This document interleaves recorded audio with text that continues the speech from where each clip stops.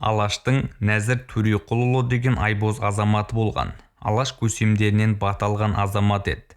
Нәзір Төреқұлұлы қазақтан шыққан тұңғыш дипломат, елші, лингвист ғалым, аудармашы, көсем сөзші, ірі мемлекет және саяси қайраткер. Сауд Арабия мемлекетінде елші болған жылдары СССР екеуінің арасын жақсартты. Суреттегі түріне қараңызшы, қандай дегдар. Корольдің жанында алшаң басып емін-еркін жүрген қазақ азаматы. Нәзір аға 6 тілді еркін білген. Ана тілінің сыртында орыс, түрік, араб, парсы, ағылшын.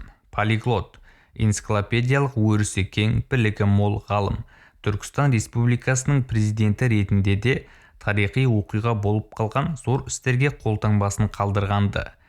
Нәзірді көре алмаған, оның күннен күнге өскен беделін, абыройын қызғанған Сталин маңайындағы Можан Топай топ оны күн көсемге күстен алып, ақыры елшіні Мәскеуге алдыртып түрмеге жапқанды.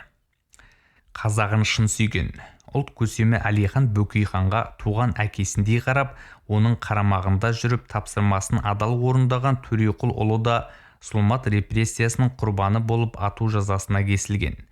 Нәзірде арыстың рухына фатиха. Біз оны қашанда құрметпен, сағынышпен еске аламыз. Мәтін авторы тарихшы Елдос Тоқтарбай. Дыбыстаған Аспандияр Нұрмұхаммед.